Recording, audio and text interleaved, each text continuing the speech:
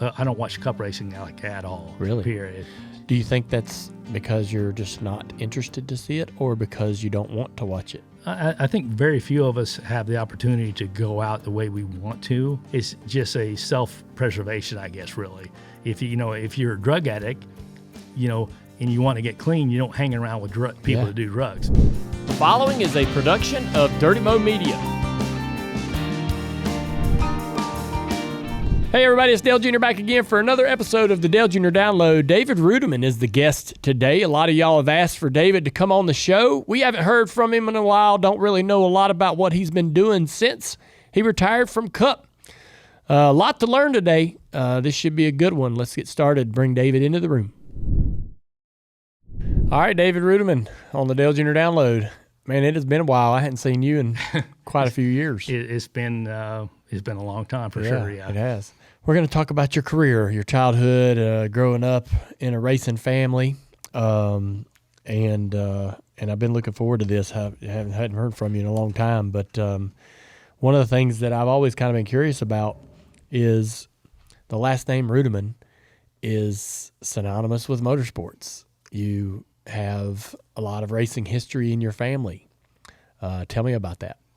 Yeah, I mean, I think kind of like yourself. I mean, my dad was especially around the dirt tracks and short tracks of Florida, and later on up in New York and things of that nature. He was kind of well known at that level, He was, yeah. And so I mean, yeah, it was just I always grew up around the racetrack. Most of my friends had racing fathers and things of that nature. And so you would I can remember to this day being on the back straightaway at Middletown, New York, in the back of a station wagon, playing with little cars and getting in the dirt and being a kid. So, yeah. I mean, it's like I never really knew I was living, or being raised any different than most of the kids around, because I mean that's all I was around was just racing. Sure. Friday, Saturday, Sunday, there was all kinds of racing, and then special races on Thursday up there. So I mean, yeah, it was. I mean, heck, eventually you kind of got tired of going to the racetrack, yeah. A little bit. So you were born in Florida, though. How do you get from Florida to the Northeast? Well, my dad, when he started racing, he was wanting, to race for a living, and do the things that, a racer does. And so I think one year my dad was a parts guy at our Chevrolet dealership in Florida, in Zephyr Hills. And so I think probably I think if I remember the story, because I remember I don't everything's from memory and I don't do that well anymore. Yeah. But I think Will Cagle, which was another guy from Tampa, who was having a lot of success up in New York, Pennsylvania, things that area. He stopped in because his trailer lights quit working, and he had to have his trailer fixed. And my dad went out and looked at his car, and they got to talking. And so the next year, when Will went north, my dad just went north. Really? Because he knew he could race and make a living, or he thought he could anyway. And I mean, he went up there, and I don't think, from what I hear, I don't think it was an immediate success. Going in, I think probably he wrecked a lot. Kind of like me. I always blame him for everything I did wrong, because I was like, well, you taught me, so if I crash stuff, it's automatically your fault. But he was he told me, he goes, I would always, when I started running decent, I would always race for seventh spot because I knew what seventh paid. Mm-hmm. And once, so if I ran seventh, once I got to seventh, I was good. And then, then eventually it got, running to the top five. And then, eventually, over a span of a couple of years, I think he was one of the better guys up there. Yeah. What age were you when you ended up moving out of Florida? Well, we would go to New York and race part of the year, and then go back to Florida Oh, part of really? the year. Yeah, so I was just Back and forth. Yeah, kind of nomadic, I guess. Really, Very much. Yeah, so I was in and out of schools and Really? and things of that nature. Good yes. Lord. Yeah, so I didn't. Did you finish school? Yeah, I finished. Yeah, I didn't go to college, but I Right. got finished school. I think they probably just threw me out of high school. Yeah. Probably eventually got tired of seeing me, but. Had you made up your mind at a young age that you wanted to drive? Yeah, I mean, I just want. I wasn't racing to try to be in NASCAR or things of that nature. Sure. I was just trying to race to be like my dad. Yeah. And, he truly made a living. Yeah, that's what I mean. Looking back, and because I asked him, I said, "Well, how could you possibly make a living racing?" And he said, "Well, those races for a regular 30-lap show paid $1,000, $1,200, whatever, and that was a lot of money back in 1974, 5 or whatever, when he was having most of his success. So at that point, you could kind of make a living racing, and there were several guys up there doing it. Gary Blue was doing it. Cagle, my dad, Lou Lazaro. All the big names from that era were kind of doing it for a living. So yeah, and I think at that point, if you had the drive and you had because you built your own stuff, if you built a better car, you could go out and win with it and outrun some of the guys and do okay, I guess. So. Yeah, damn. You began driving big block modifieds. Yeah. Why big block modifieds? Well, I was just trying to be like my dad, but man, I sucked. I was terrible up there. Yeah. I was like in the way. Yeah, I was. This is like the dirt big block modified. Yeah, big block modified. Yeah. So in the early 90s. So did you ever go to like the miles and? Yeah, I went to Syracuse Really? a couple of times. What was that like?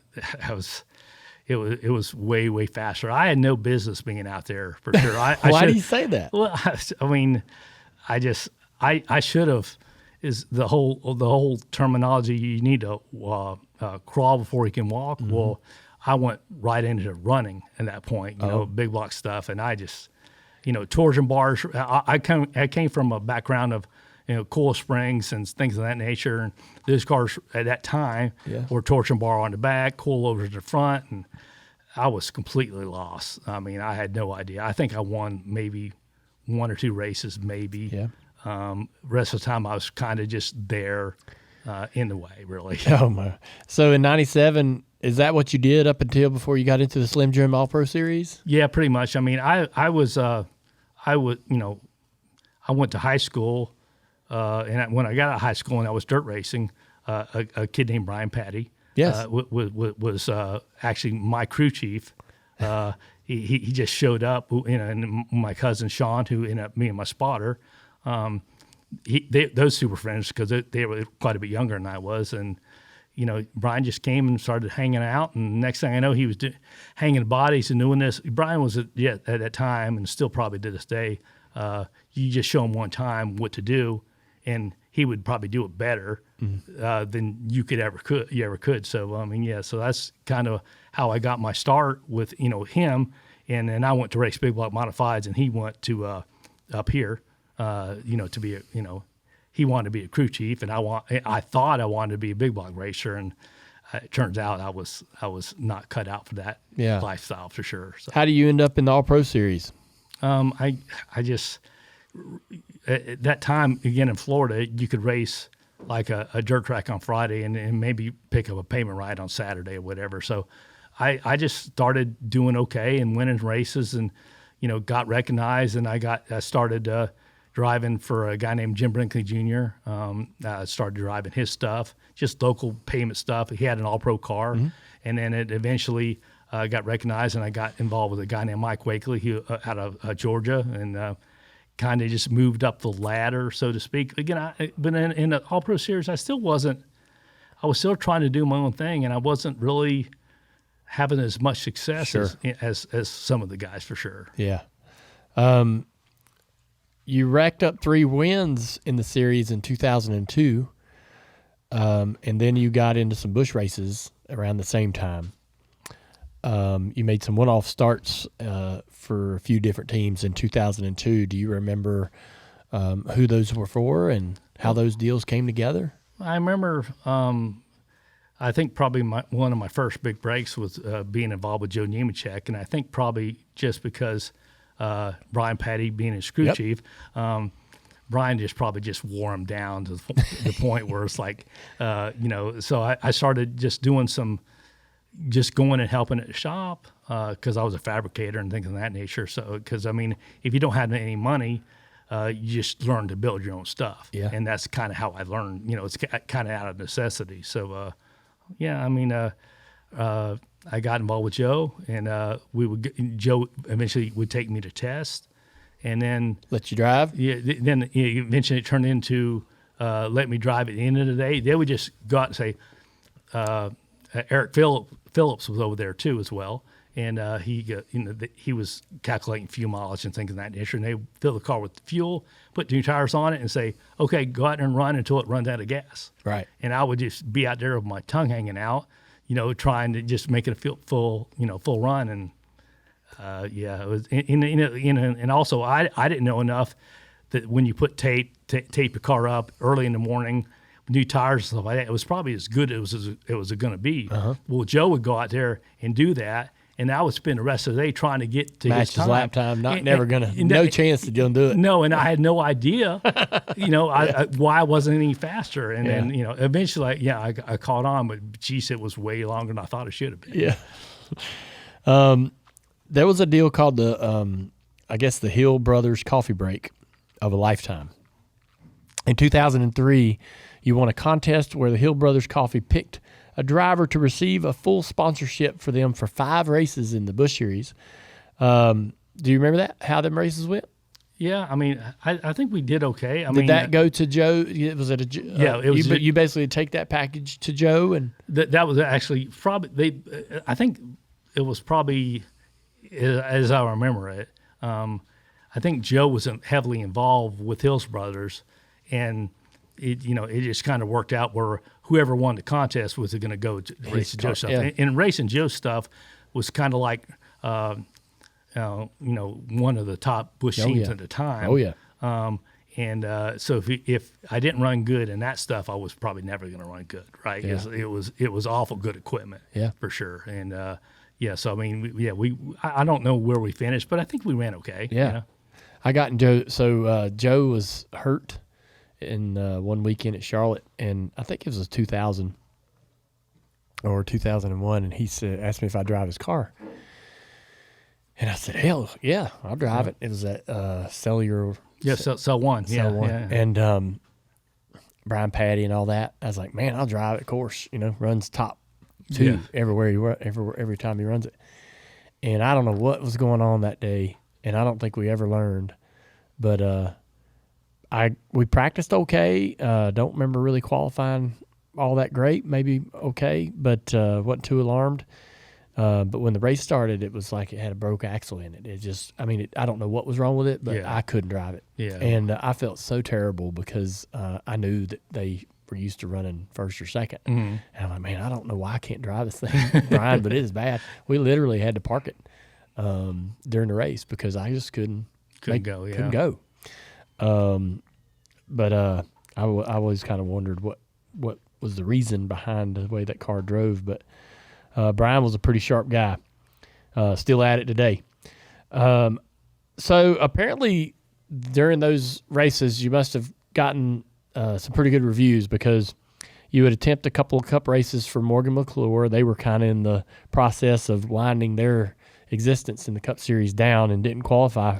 You failed to qualify for those 2 races. But in 2005, you picked up a opportunity to race. I guess that was the first year you raced for Darrell Waltrip in the Truck Series full time, and you'd end up picking a win up at Nashville. And I remember, now this is when I remember you. I remember hearing your name a little bit in the All-Pro stuff, and I used to pay attention to a little bit of the All-Pro stuff, and I had known the Reutimann name because there's people that, they're just in general conversation in motorsports. There's people that have a ton of respect for your family, and what y'all were able to do up north before you ever even got in a truck. Yeah. But when you finally got in that truck, obviously it was Darrell Waltrip's truck, and that was a lot of pressure and spotlight. It was. Right? Yeah. Darrell, that was what was driving for Darrell like? What was that attention, that new attention like for you? Well, again, it was kind of like, out of the frying pan into the fire kind of deal. I mean, there was a lot of attention with Darrell's team, Chihuahua coming on board. Yeah. And that it was their first involvement That's right. in any kind of motorsports, or not, I'd say, NASCAR type stuff. And, I mean, I remember being, because I was working at Joe's, just building side skirts and crush panels and stuff, trying to, stay relevant. And I got a call at home, and I thought it was the guys from the shop, from the fab shop, just messing around with me, because they would always do that kind of stuff. Get on the loudspeaker, say, hey, Rick Henrich's on line 1, Roger Penske's on line 2, whatever. I mean, and so I just thought they'd up their game and brought it to my house. And so so I didn't believe for a second it was Darrell Waltrip calling me at home. And so eventually, so I was kind of being a smart aleck, I guess, really, to Darrell. Because I thought it was one of the guys. And I looked on the back, caller ID on the back of the phone, because that's what the caller ID was on that time. And it said it had a number, and it was, Darrell Waltrip's phone number. I was like, so I straightened up right away. And again, he asked me to race his truck. And of course, I mean, I mean, number one, I didn't have any options for one. And number two was Darrell Waltrip, right? And when Darrell Waltrip calls you at home, you kind of listened, really. So that was kind of a special time. And, for me, because I went from just making side skirts and crush panels. And again, Joe didn't need another fabricator. Joe just kept me on just to give me something to do so I could stay in the area, Right. and it worked out, okay. And matter of fact, 10 minutes later, I got a call from Richard Childress to drive the 30 car, Damn. the AOL car, Cup car. Yeah. And again, I just knew that I had no business. You being weren't in quite ready. Yeah, I was not ready. Heck, I don't even know if I was ready to go truck racing, much less cup racing. Yeah. So, yeah. You raced full time for Darrell for 3 years. You would end up you'd end up racing for Michael after this. How did driving for Darrell aid in whatever relationship you developed with Michael? Was Darrell also involved in supporting that process of you going into Michael's program? Darrell was very supportive of that, for sure. And obviously those two being related, I think probably had a lot to do with it. And the fact that, I mean, Michael was, trying to concentrate on his cup deal. And I don't think he had as much time as he did at one time to drive the at that time, the Busch car. Yep. And, so, I mean, and again, I just wanted to drive something. I didn't care what it was. Truck, and Michael's car. Busch cars were really good. They were, and Bobby Kinney was over right. there, and so it's like, it was things happened really fast in a short period of time. Yeah. And that time, but up to that time, man, it was a long road of sleeping in rest areas and doing all kinds of stuff. Being on the road at 3 or 4 in the morning. What year were you born? How old are you at this point? 2005-ish. 5. Let's see. Well, I was born in 1970. So 35. Yeah. If you have a prime, if I had a prime, when do you think it was? it was way past it. You were past it. I was past my prime before I got a chance to go cup racing, for sure. Yeah. I mean, maybe I was okay. I don't think a lot of people realize how old you were. No, I don't. When all that went down. Yeah, I think in the Cup Series, I think I was probably the oldest rookie they had ever seen. Yeah. One of the older. Yeah, I was an old man for sure. Yeah, compared to those guys. You didn't look like it. Well, I mean, I think probably I wore a hat a lot, and my hair, which has always been awful. I had the same haircut since I was born, Yeah. right? So, so I looked younger at that point. Obviously, age caught up with me, but at some point I looked younger than I really was. Yeah. I guess so. Hey, everybody, you want the latest Dale Jr. download apparel? Visit shop.dirtymomedia.com. We're always adding new stuff all the time, especially like when we say something silly on this show. We'll put it on a t-shirt. Again, check it out at shop.dirtymomedia.com. Well, you run 15 races in Michael's car in 06 and then got the opportunity to go cup racing in 07. When you got into the cup deal, you would get paired up with Rodney Childers. Was he with you right away, right out of the gate? No. I had Frankie Kerr was originally my crew chief on the Cup side, and again I was just testing Cup stuff. I wasn't even a driver; they were interviewing other drivers. Mm-hmm. I was just driving the Busch car and testing the Cup car, and then I think Frankie was probably instrumental in getting me hired because they're like, well, you're looking at elsewhere. Maybe you should look internally, and who is employed already. So. I can remember to this day, Frankie telling me, when we were getting ready to go to Daytona, he goes, look, we're not ready to win races yet. We're just trying to qualify. Yeah. And in my mind, I was like, the heck with that. Right. I'm ready to win. Yeah. I'm going to win. Well, I showed up. I was like, no, we're definitely not ready to win. Yeah. The first year with Michael's Cup team, it was hard. Was a rough one. Yeah, it was. It I believe Darrell Jarrett as a teammate, and DJ come out of a Yates car and took the UPS sponsorship to Michael's and had a really, really tough year. Michael himself driving his own cars, all of that was a big undertaking for Michael. Toyota being new in the Cup Series, relatively new in the Cup Series, we're still trying to figure out how to get their program competitive. You just had everything stacked against you, while at the same time this being this incredible opportunity, right? Yeah. Being the Cup level, you really didn't have many tools and resources just yet. No. The team would develop, but out of the gate, that must have been pretty challenging, right, to measure your expectations. It was. I mean, but again, I didn't know any better. I thought, I thought it was probably some of the best stuff. It was by far the best stuff I've ever driven. Yeah. But I think reality started to set in when I was down at the shop in Cornelius there, and they were building that shop, and the floor, the walls were up, but the middle part of the shop was just dirt. And I remember a bulldozer being stuck in that dirt because it was raining outside and it was a muddy mess. And I was thinking to myself, I was like, man, I don't think they're ever going to get this done. Yeah. And eventually, obviously, they did. But man, it was terrible. I mean, all those guys, Dale Jarrett and things of that nature, Michael, were definitely good to me. But in qualifying, at that time, I think there was probably 48 or 50 well-funded Cup teams at that time for less spots than that, and you had to qualify, and it was tough for sure. Yeah, I can't imagine. I had to.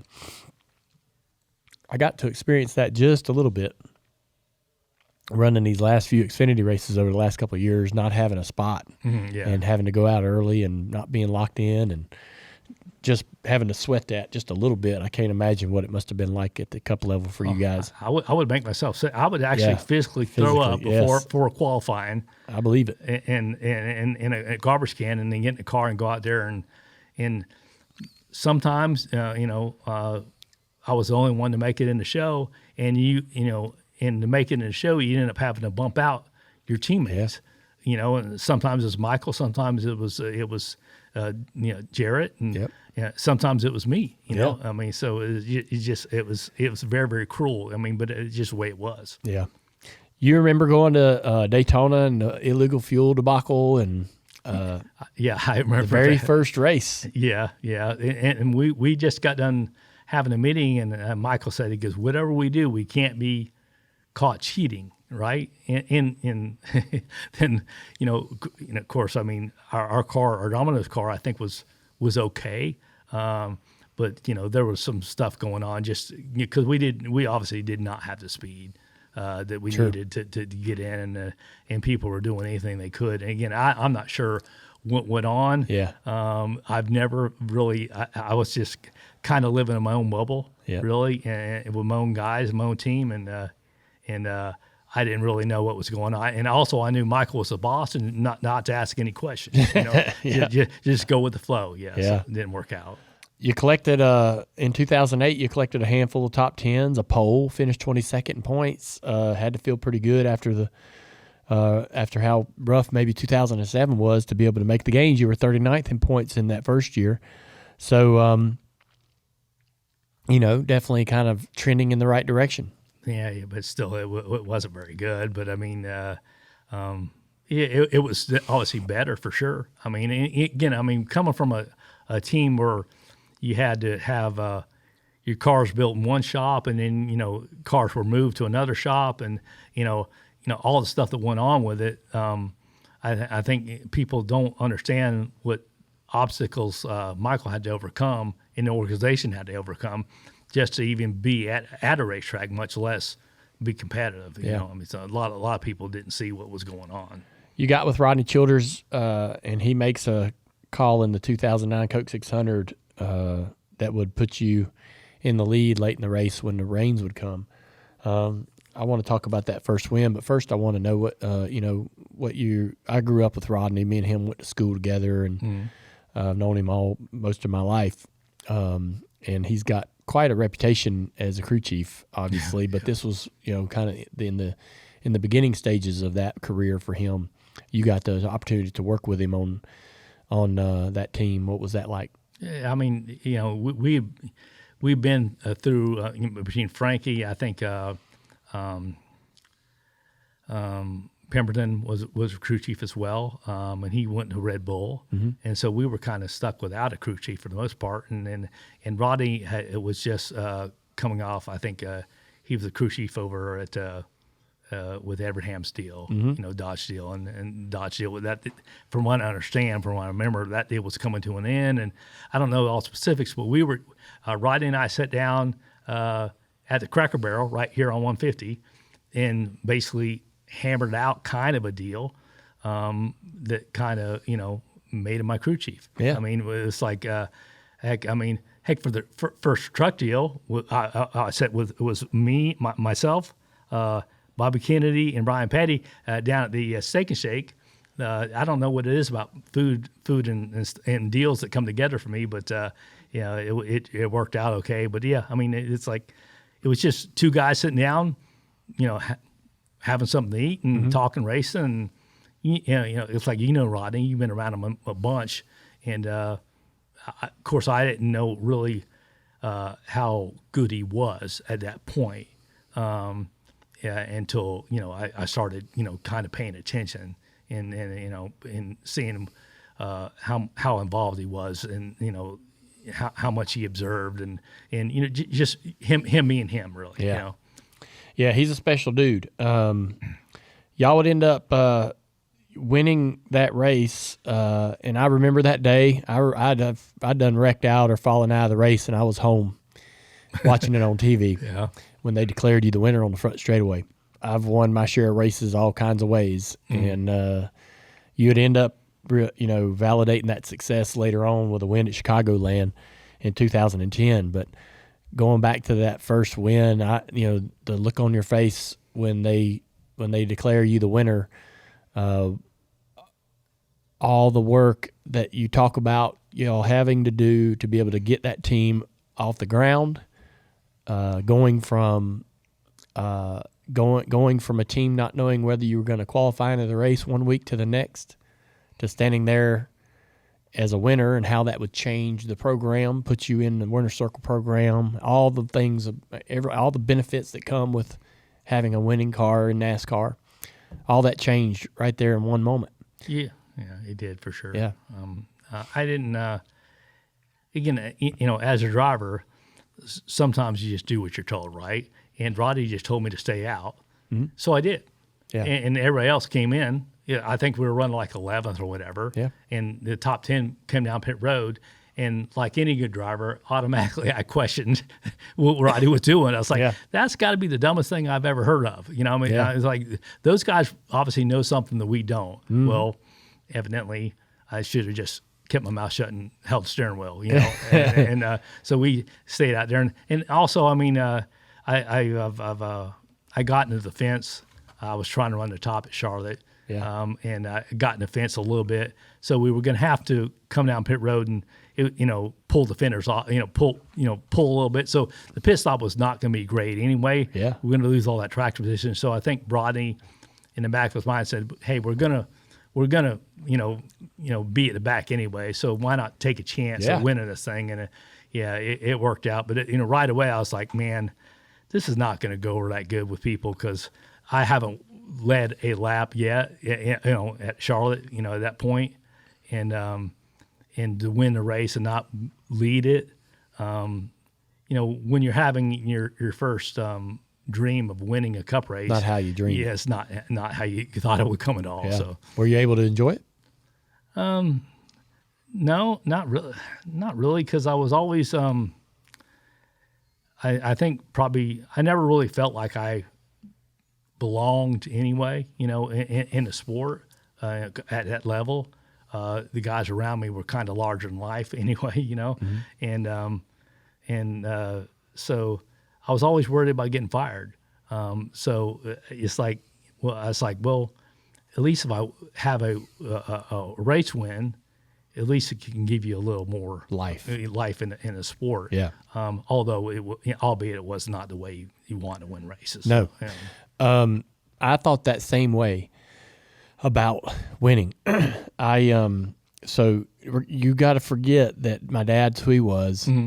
If anybody, I get from my perspective, I would know better than anyone how rare a 20-year career in NASCAR is, right? And how hard to attain this, something that's just going to be steady. You and I both wanted to go into the Cup Series. Our dream was to race Cup for a living. Yeah, race pay for our win. bills. Yeah, right. Winning's great, but we just wanted to do it, not get fired. Yeah, be part of it. Yeah. And I told myself, when I was really young, I said, man, if I could just win once, I think that'll that should help me at worst milk this thing for 20 years, right? I was looking out into the Cup Series at drivers who had the one win or the two wins and made careers, going from ride to ride to ride, somebody hoping to find whatever this guy had left, right? Yeah. And I was like, man, at worst, I'll have that if I can just win once. Yeah. And I don't know, I'm not assuming your thought process or how you approach this, but I think what I'm hearing kind of feels very similar to mine in terms of I never a lot of people go into things very cocky or very arrogant, or and that works for a lot of people. They believe that they believe they belong there. They believe they're better than anybody there, and they go in there and they do it, right? I wasn't that kind of guy. Yeah. I kind of had to feel like I needed to see myself check a few boxes before I felt like I belonged there or could do it. And man, I just hoped I could do it for a living because I didn't want to work a real job, right? Yeah. But you would end up having another win at Chicagoland. So you passed Jeff Gordon and held off Carl Edwards. This is in 2010. You and Rodney, I think, are starting to find more speed. There were moments where you could see this, the potential in yourself and him, the team. What do you, where does that win fall? Is that kind of the one where you're like, all right, now I feel like I can celebrate this. I deserve this. I earned this. Yeah, I think so. I mean, but, of course, you get to thinking in the back of your mind, it's like, well, why can't I win all the time? because the car was just so good. You thought the car, Yeah. And it's like, it just, it's like you thinking back to, you're like, why can't I do this on a regular basis? yeah. Eventually reality sets in, but yeah, it's I don't know. I mean, looking back, I wish I would have enjoyed it more. Yeah. For sure. But I can relate to that. Yeah. Do you have that trophy? Yeah, I had a trophy. Where is it? It's in the house. Yeah. So, you're proud. I don't know. I guess. Not many people have won at that level. No, there's not. But I don't really think about it, especially being through all the stuff I've been through, medically wise and whatever. It kind of puts things in perspective, I guess, really. Mm-hmm. And so I don't really dwell on that too much or think about it too much. To just say, when I finished the race at Richmond and I walked away, I don't think I've watched. I think I watched Truex win the championship the last 5 laps. Other than that, I don't race. I don't watch cup racing like at all. Really? Period. Do you think that's because you're just not interested to see it, or because you don't want to watch it? I think very few of us have the opportunity to go out the way we want to. You didn't get to do that? No, I don't feel like I did. So it's like, and it's not because I'm mad at NASCAR or have anything against cup racing. Yeah. It's just a self-preservation, I guess, really. If you're a drug addict, and you want to get clean, you don't hang around with people that do drugs. Well, that's kind of the same thing. Yeah, that's the same thing. So that's very powerful. I've had a lot of guys on here like you and me that some got to end it how they wanted. Mm-hmm. Some people's careers end how they end. And I don't know that a lot of us end our careers in the best place, right?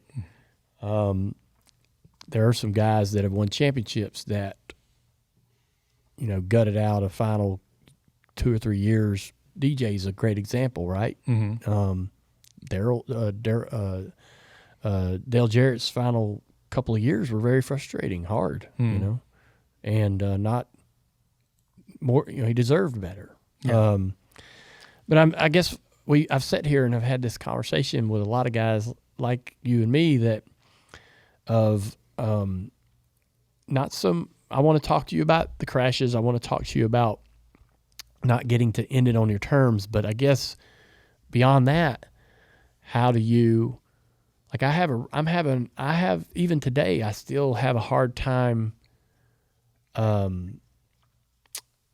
hanging out with the drug addicts, right? Yeah. And I know that at some point in my life, I've got to really kind of say goodbye or shut the door on this idea of me as a race car driver. Yeah. And I really have a hard time. I guess I think I have a hard time, standing in my house and on any given day, wondering my worth and my value if I'm not a race car driver. Yeah. Right. And because you and me have only wanted that one thing, and we felt like we were only good if we were that one thing. And what are we if we are not that anymore, right? And we'll go find things that we're interested in, passion projects, hobbies, or other ways to find joy and happiness, but nothing will ever fill that cup the way racing a car did, or being a driver, right? And so, and I don't know that you have the answers, but I always kind of wonder, everybody has a little bit of a different take on it. And the way you just described it, it's like, man, it's like you can't, if you're a drug addict, you can't hang out with other addicts if you're trying to quit. Mm-hmm. And your case is unique because, yes, you didn't get to end it the way you wanted. But you did go back to the racetrack. Like you weren't totally like you didn't leave racing entirely. You just left that part of racing, the cup side of racing. You went and raced dirt cars. Yeah. And you went and you crew chief some late model stuff. I don't. What are you doing these days? I'm just building dirt cars, dirt modifieds and stuff like that. So you're still around racing. Yeah, but it's a different type of racing for sure. And that's okay. And that's well, I'm not smart enough to do nothing else, so I mean, you might as well. I mean, and plus, I mean, when you're one track minded, like we were, you know, you don't plan on what to do after your career's over with, really. Right. So it's like, you know, and then it's over, and you're just standing around like, well, what do I do now? I mean, I'm not the driver anymore, or a driver. Yeah. For, you know, I mean, at least the way you wanted to do it. So I mean, and I still struggle with that to this day. But it's hard not to watch cup racing or whatever. But at the same time, I know for me that you know the effect it'll have on me. So you know, again, I just choose not to go down that path. You know, I feel like that. Since we're talking about it, if I'm in the broadcast booth working, it takes away that feeling. Mm-hmm. But if I tune in, if I'm sitting at home and turn it on, it's not pleasant. No, it's not. It sucks. Yeah. Yeah, it's terrible. Like I want to watch it because I need to kind of know what's happening so I can come in here and do this show on Tuesday. Mm-hmm. And then when I'm in the broadcast booth a year from now, I kind of have been, I'm just kind of got to, but I'm watching it going, man, I want to be out there or not at all, right? I can't, it's hard to be a casual fan of it after having seen behind the curtain and been able to experience what it's like. Yeah. That's fascinating. Let's talk about the crashes. You've recently had some brain surgery. When was that? It's been about 2 years ago. Yeah. Yeah. What was that for? I had what's called a acoustic neuroma, which is basically a tumor on the back of your brain. Yeah. And you know, it's just it was not cancerous tumor. It's just like a fatty tumor or whatever. Really? And and so why do you think you had that? What is it? I asked the doctor. I was like, well, is it because I hit stuff or whatever? Yeah. And he said, no, you just got lucky. Jesus. And again, I mean, part of it was ego because we all have it. And I knew sitting down in a dirt car, I was not as good as I thought I should be behind the wheel, you know, because I mean, my background's dirt racing. Yeah. So, you know, automatically I felt like as a driver, you just know when you're not performing, right? Yeah. You know, so I said, well, let me go get checked. So I got checked and they did scan and, you know, whatever, all that stuff. And I can't, you know, so I, you know, nowadays you have to go to a specialist and another specialist. And so I went in the doctor's office there and sat down and my x-ray was up on the computer screen. Mm-hmm. And I have no idea what I'm looking at at all, but I knew that different color mass in the center was not supposed to be there. Yeah. And that's when the doctor said, he goes, yeah, because you've got a brain tumor. And he goes, it's got your spinal cord pushed way, way over. Really? And as I learned, evidently it's a fairly slow growing tumor. So I think I probably had it, you know, obviously in the Cup Series as well. Wow, really? And so, I mean, again, you want to take it, you know, use that as an excuse of why you didn't run good sometimes, but you never know. Yeah, you don't know what happened. So they had to go in there and get this out. Mm-hmm. Even though it wasn't cancerous, they had to remove it because of what it might be doing to your spinal cord and making things, you know, complicated and having some issues down the road, right? So they go in there and it's caused some changes in your cognitive abilities and so forth. Yeah. And so how hard have you worked, I guess, to get back as much as you can? What's that process been like? Yeah, probably not as hard as I should have, for sure. Mm-hmm. I mean, it's easy to get discouraged, right, when you're trying to recover stuff. Yes. And but I mean, I can't hear at all out of my right ear. I had to cut the nerves. Okay. Because the tumor had grown up in my ear canal. And you would think, no more brain than I have, you could get inside and play tennis or whatever, but evidently it's kind of tight quarters. So it took a couple surgeons or 2 surgeons. Really? To go in there. And 2 different surgeries? Two different surgeons at the same surgery. Oh, my God. Yeah. And so they went there and cut it out. And, going in, they said, well, may have to end up cutting your facial nerve, which ends up making your face droop on one side, kind of like you had a stroke or whatever. So everything to do with my right side leg, right side arm, right side ear, all that stuff. You just basically, it sucks really. I mean, I've gotten better, but the doctor always told me, he goes, you'll have, you'll recover and feel okay, and then you'll go downhill. And he goes, and then after about 2 years, where you're at is where you're at. You're not going. You may get a little bit better in some things just by repetition. Yep. But, so I'm pretty much as good as I am right now going to get. How have you managed that emotionally, and what kind of support have you had to navigate such a challenging thing? Emotionally, I don't know if I'm the best person to ask. I think I'm doing okay. I mean, you just kind of have to adjust to the new norm, I guess, really. But I mean, I find myself all the time, telling the guy, "Stop! Yeah, bring that car in. I'll, we'll do this and do that." And then I discovered that I can't do it. I mean, I'm not coordinated. I had no balance.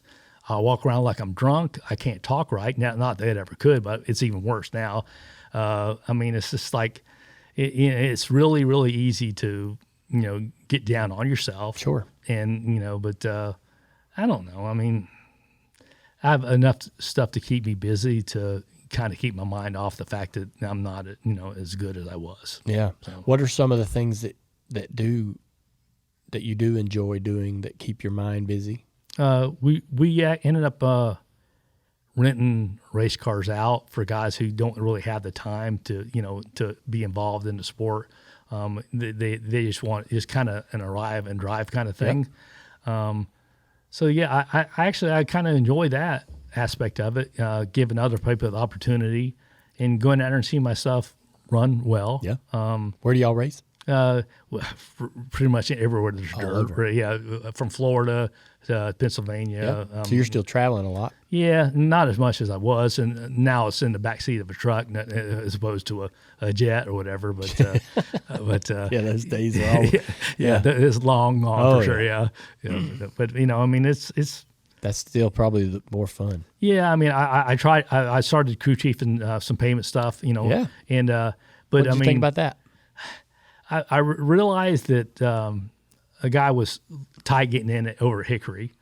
And so I said, well, come out pit road, flip the hood up a little bit and just slid a 30-second packer in and send him back out there. And it went from being tight to spinning out. And right then I came to the conclusion that I had no business being messing with a payment car. It's like, it can be frustrating. Yeah. On a dirt car, it's much, it's not easier, but you can make a bigger swing. Bigger window, yeah.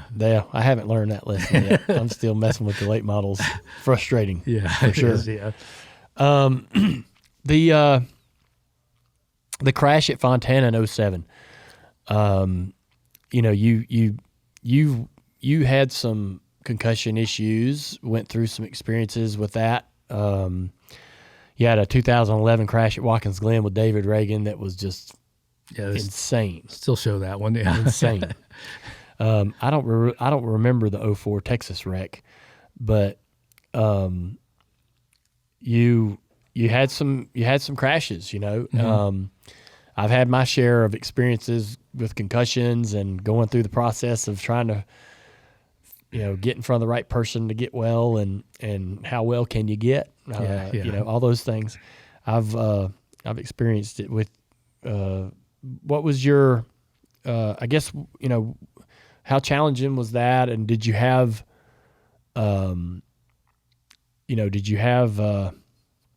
a hard time recovering? Did recovery come easy?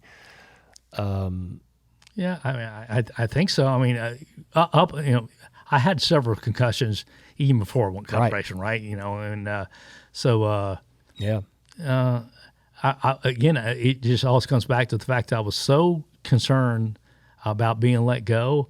You wouldn't allow anybody else to get in that race car, no matter how bad a job you did. Yeah. So it was like, so you never really gave yourself the chance to recover. Yep. And at that time, NASCAR was obviously a little bit different. They weren't as strict on concussion stuff. Yeah. So I mean, you could kind of fake it really, and give the right answers to the questions, and going down the road knowing that you were messed up. Yeah. And then get behind the wheel, and again, you just don't. As a driver, you don't really think about hurting anybody else or yourself or whatever. You just going out and racing. So and you can't not get in the seat. Yeah, exactly. Because again, in my mind, if I was out of the seat, I could be replaced. Yeah, and he's afraid somebody could get in your car, run a little better. Yeah, and that's all it took. That's all. Yeah, that's it. Right, because then you've lit in this fuse where you're still going to get back in the car, but now they're looking at the other guy, or somebody's looking at him, going, "Hey, what has he got?" Yeah, exactly. Can you do that in my car? Yeah, I got hurt in. I wrecked somewhere. I can't remember where, but we went to Richmond the next week, and I spun out at the flag stand. I was lost. Couldn't feel the car. Car could be sideways, and I couldn't tell. I didn't realize, I guess, how bad I was until I spun out, and I'm like, I was going backwards before I realized I was going backwards. And I guess the Fontana wreck looked pretty bad. And I raced hurt a couple of weeks. I got hurt in 2012, and I ran the next 3 or 4 weeks with issues and symptoms, and finally, like the 4th week, I'm like, I think I'm finally out of the woods here, and then wrecked at Talladega and ended up getting in real bad shape. You raced hurt. How did you manage, trying to,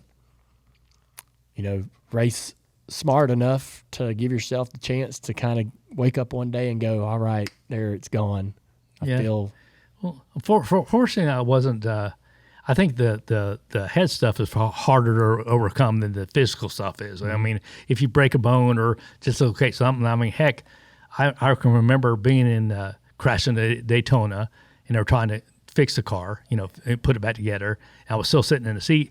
My shoulder was partially dislocated because I hit so Bobby Kennedy just reached in there and shoved on it and put it back in, and I was good, and I didn't think nothing more about it. So it's like, I mean, again, it all comes back again, and I keep saying over and over again, the fear of getting fired overpowered anything else that I thought may have been wrong with me. So I would just, I knew I had to get back in the seat. In my mind, there were people counting on me. And what would you do if you could do it different? Would you change anything? I don't think. The only thing I think I would change is probably I would enjoy the ride a lot more than I did. I mean, I would probably take a little bit of weight off my shoulders and try to look around and say, hey, this is pretty special, because it is. It is. But I never, I never thought that far ahead, really. It's like, you wouldn't allow yourself to soak in a moment. Yeah, not at all. I mean, even after you win, because you know how it is after you win, you're supposed to do it. You have you do media like on Monday and Tuesday, and then Wednesday rolls around. Well, it's all done with. You have to go do it again. Yeah, back to zero. Yeah, so it's like you're only. We always have saying you're only as good as your last race, right? And so that's kind of mentality I always had. So you talk about the the frustration of not being able to finish things like you want. help me understand what about the ending of your career is the disappointing part. I think when I got let go at MWR there towards the end of the season, I should have just stopped then. I mean, I drove for some other teams. I drove for Tommy Baldwin for a while and for a year. And but again, I mean, those guys, they didn't just have the resources. It was no fault of theirs. They just didn't have the resources at that time to put a car together that was capable of running in the top 5 or whatever. So, I mean, I just, I just, at that point when they let me go, I just should have stopped and maybe had a chance to come back, but I kept going. And after 3 or 4 or 5 bad races, people kind of tend to forget you ever won at all. Yeah. Right? So, I mean, in my case, that was always the case. I mean, so it was like, well, and when I stepped away from the overall Cup side, I was like, well, I'm not going to get a chance to race anything good anymore. I admire the guys who can just be there, but I just don't want to be there. You know, I mean, I just want to, I mean, either like you said earlier, you either be involved or not involved, but there's no in between for the most part. So. Yeah. Was the deal, how the deal ended at Michael's difficult? Yes. Yeah. Yeah, it was. It was extremely difficult for me. Because again, I think I've heard the term used before. That it's just business, But it's just business if it happens to somebody else. If it happens to you, it's not just business. And I took the racing side of things very personal, and so I mean it was difficult. But I mean, have you had the chance to talk to Michael? No, not really. No, I mean I think we ran across each other, crossed each other's paths. At the dirt truck race at Eldora. He was announcing something like that, and he came over for a little bit, but I really haven't had much of a chance to talk to Michael at all. So. What do you think would make you feel better about it? Still be doing it. Still be doing it, I guess, really. I mean, but I mean, at the end, I mean, there's two sides to every story, right? And I wish I was still doing it, but at the same time, I mean, it's a young guy's game, right? It is. Yeah, I mean, drivers get younger and younger and younger, and I was way too old to do that stuff anymore anyway. But I mean, I think at this point. If I had a chance to talk to any individual that was responsible for that, I just wouldn't, because all it does is just make those people feel better about the situation. It's not going to do anything for me. So I was like, well, I might as well keep my mouth shut. So You end up ending your NASCAR career after 2014. You went back to dirt. Racing. How long did you race dirt cars?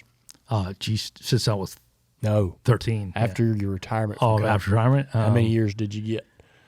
Well, I mean, I'd always raced dirt on occasion, hit and miss stuff, So, I mean, during your Cup career? Yeah, during my Cup racing, yeah. Okay. And so, I never really stopped racing dirt. Yeah. And then I just went into again, knowing in the back of my head that, this deal's not forever as far as the Cup racing. And so you have to figure out what you're going to do at some point. And so the only thing I knew how to do was, build cars. Yeah. So that's kind of what I did. Yeah. And so you drove, though, for a couple more years?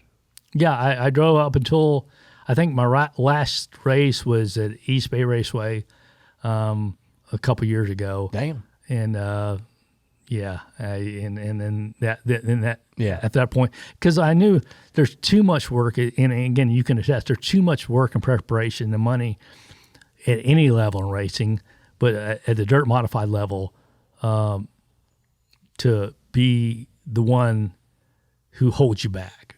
So the driver can't hold you back. You have to, if you have the best motor or a good motor, good tires, good car, good crew, but behind the wheel you're not doing your job, well, then you shouldn't do it. Yeah. And so at that point, I was like, I let other people do it because I just didn't feel in my heart that I was going to do a very good job. When you went to that first race, you made okay. Let's dig into this. This is for my benefit. When you made the decision that, hey, I'm the one holding us back, and you went to that next race with somebody else climbing in the car, right? Did you enjoy that weekend? No. You didn't? No. Did you find a way where going and doing it that way was enjoyable? Did you figure out a way to get over? I figured out a way to make it more tolerable. But Damn it. That's not what you want to hear, right? Yeah. But I mean, you kind of make adjustments and do things like that. But in your mind, even if you have AJ Foyt driving your stuff, in your mind, you could still probably do a better job, right? So or you just wish you were in there. Yeah. So I mean, that's so you're out there watching your car race around, and so I had to change hats a little bit from the driver mentality to the car owner mentality. Mm-hmm. So I was like, then you start calculating how much tires cost, how much fuel costs, how much motors go for. It's not for you. Yeah. So it's like that didn't matter when you were driving. yeah. When I was driving, I would wreck stuff and get out and say, "Oh well, give me another one, I'll go again." But now it's not the same. So. Yeah. I've enjoyed this conversation. I'll be honest with you. I didn't know about your brain operation. I didn't know about how it changed you as a person. I knew that we had a little common ground on some head injury stuff from back in our driving days. Mm-hmm. But to see you come in here today and hear your story about what you've had to deal with over the last couple of years has been a bit inspirational, honestly. Listen, nobody knows what it's like to be you but you.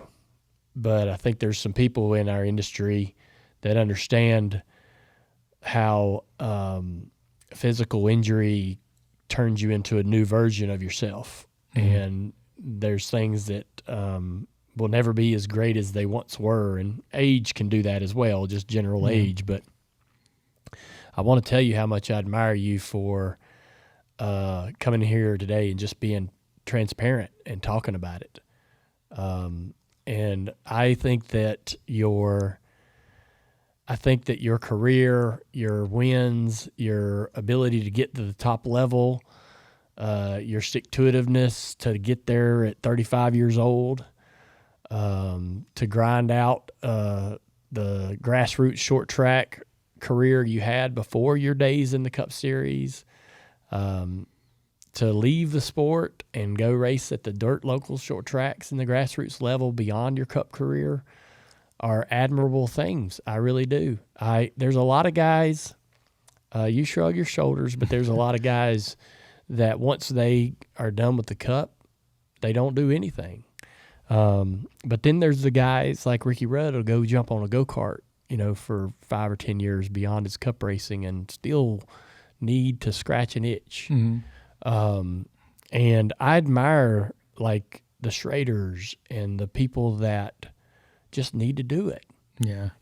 And even if you didn't get to do it as long as you wanted to, the fact that you walked away from Cup and after you saw everything that was there, you met the Wizard of Oz, right? And you went back home and still climbed in that dirt car and went down the road and had fun.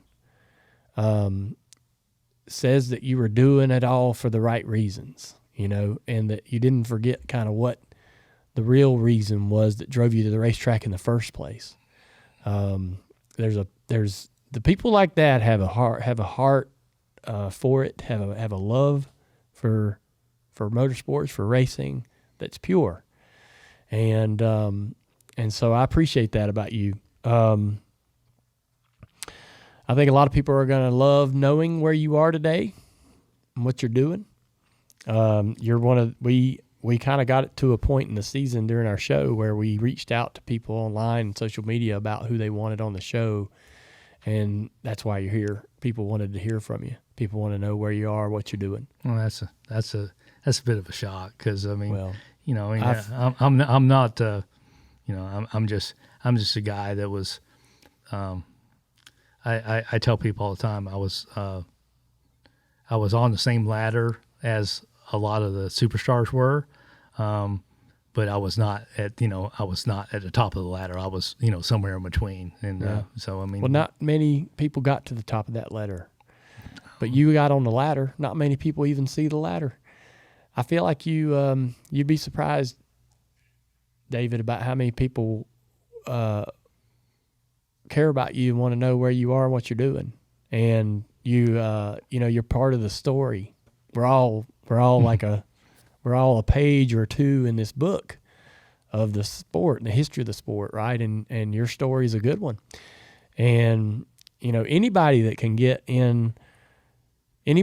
ever get to that, there's kids that are racing today, driving our late models and racing at those dirt tracks and racing those dirt cars you're building that'll never run a lap at the cup level, right? Sure, yeah. Never run a lap. And you got all the way up there and won races. And so I feel like that's one thing I wish you had perspective of, if I could give you that today, is how profound, I guess, it is just to have gotten there and seen it and been able to experience it and race on the track with you. I had a lot of fun racing you. Oh. Yeah. Generally, you were so far in front of me, I couldn't see you.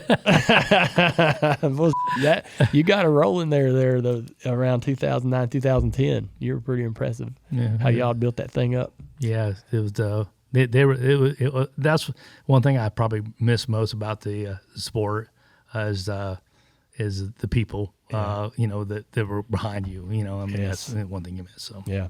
Well, I'm glad you came by today. Thanks Thank for having you. me. Thanks for coming in here, telling us what your story is. And I'll be wondering what you're off to do next. Sounds good. Thank you, sir. All right, Appreciate buddy. it. Same. David Reutimann on the Dale Jr. Download.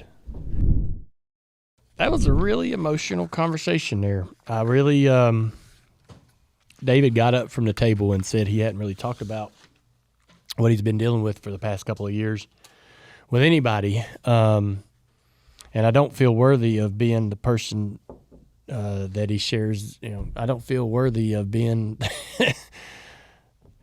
the outlet, I guess, for that bit of information. But pretty serious. Outside of the brain surgery and how that's obviously affected him physically, and affected his memory, and who knows what all's become more challenging for him. But outside of that, as tough as it is, I really have my heart breaks for a lot of the guys that come in here and talk and have this very almost heartbreak themselves over how their career finished. If you bring in 10 veterans, right, 10 retired guys, 7 of them might tell you, man, it didn't end like I wanted it to, or I don't have a great thing to say about how it ended, and that sucks. And that's what's in front of all the guys that are doing it now. There's a day down the road where you either get to end it on a good note, or you get to end it more so really on an acceptable note. I don't think there's anybody that ends it on a high. They just might get lucky enough to end it in a tolerable way, where most of them don't get to finish it how they wanted it to finish. But at the same time, I see David and I see him and those other 7 guys, right, that come in here and say they weren't happy how it finished. And I'm like, man, we gotta remember to use something from David's conversation, that we got to get on that ladder, and a lot of people don't. I remember when I was 20, looking at the Cup grid on Sunday going, gosh, I just want to be one of those guys one day. And I didn't want nothing more than that. I just wanted to be a Cup driver, and I wanted to make a living. I wanted just enough to pay utilities, right? You get that, you attain that, and then you want to win. And then you win, and you want to win again. And then you want to win more and more and more. And when you get to the finish, you get to the end of that career, your expectations have went from, man, I just love to be out there, to, well, I want to win 6 races every year, all the way to the finish. And I don't have a plan to shut it off. And it gets shut off. Most of the time it gets shut off for you. And you're kind of, you kind of hit with this reality of, wow, I don't get to have this all my life. And there is a couple guys like David that don't get to have it.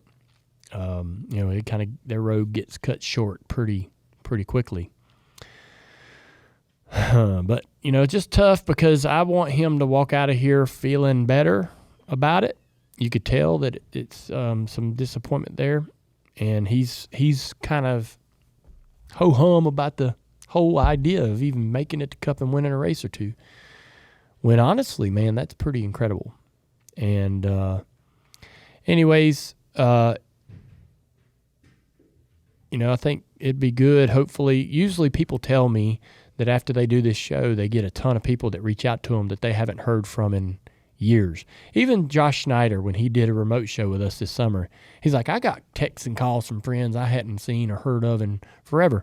And I know that happens with actual racers, right, that do this show. And I can't wait for him to leave and for this show to get published, and for those calls and text messages and so forth to get to him, and hopefully give him some more perspective on his impact and mark on the sport.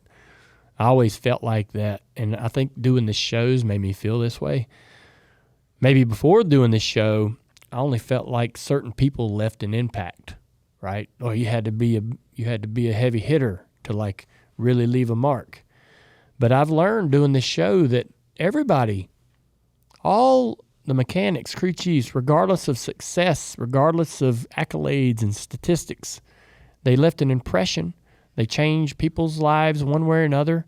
They influenced different people in the shop or amongst their friends and relatives or whatever. They changed people's lives somehow, some way.